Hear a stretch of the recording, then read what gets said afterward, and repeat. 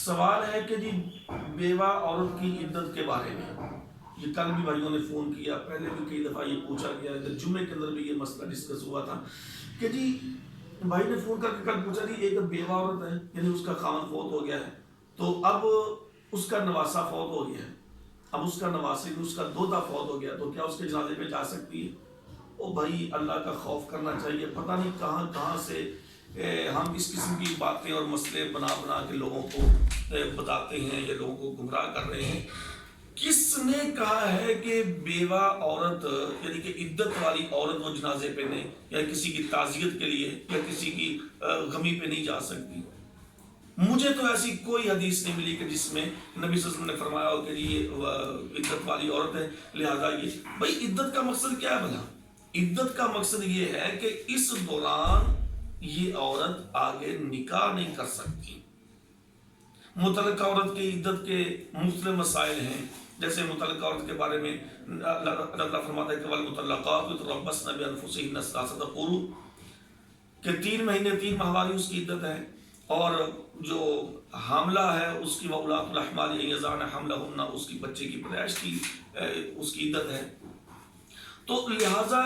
یہ جو بات ہمارے ہاں مشہور ہے کہ جی یہ بیوہ ہے، اس کا خاوند فوت ہو گیا تو لہٰذا اب اس نے سب سے پردہ کرنا ہے، پہلے اس نے پردہ نہیں کیا،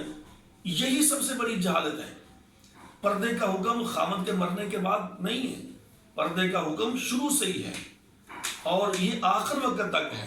اب جی چونکہ خاوند فوت ہو گیا تو اب اس نے سب سے پردہ کر کسی سے بات نہیں کرنی، بھائی یہ جہالت ہے، اس جہالت سے بچنا چاہیے۔ پردے کا حکم شروع سے ہے اور یہ ہے عدت کا مقصد کہ یہ عورت جس کا خاوند فوت ہو جائے 4 مہینے 10 دن وہ آگے نکاح نہیں کر سکتی، بناؤ سنگار نہیں کر سکتی، یہ اس کا مقصد ہے۔ اور یہ اس کا قطعاً مقصد نہیں ہے کہ وہ کسی کی عیادت کے لیے نہیں جا سکتی، وہ کسی کی تیمارداری کے لیے نہیں جا سکتی، وہ کسی کی تعزیت کے لیے نہیں جا سکتی، اس کا ہرگز یہ مطلب نہیں ہے۔ بلکہ سنن ابو داؤد کے اندر ایک حدیث موجود ہے کہ ایک عورت کا خاوند فوت ہو گیا تو وہ باغ میں کھجوروں کے باغ میں کام کر رہی تھی، تو ایک صحابی گزرا، اس نے کہا اللہ کی بندی تیرا تو خاوند فوت ہو گیا تو یہاں پہ کام کر رہی ہے؟ تو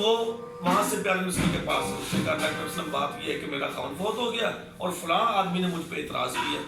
تو آپ نے فرمایا کہ ٹھیک ہے تو اپنا کام کر لے، یعنی کہ وہ بیوہ تھی تو آپ نے اس کو کام کرنے کی اجازت دے دی۔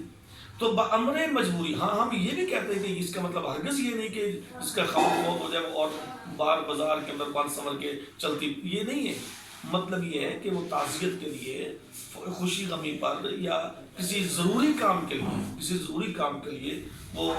جا سکتی ہے، اور اس کے ساتھ ساتھ وہ کسی کے ساتھ بات چیت بھی کر سکتی ہے۔ باقی رہا جو مسئلہ پردے کا کہ کسی سے بات نہیں کرنی، پردہ کرنا ہے، وہ اس کے اوپر شروع سے ہی حکم لاگو ہے، وہ خاوند کے مرنے کے بعد لاگو نہیں ہوتا۔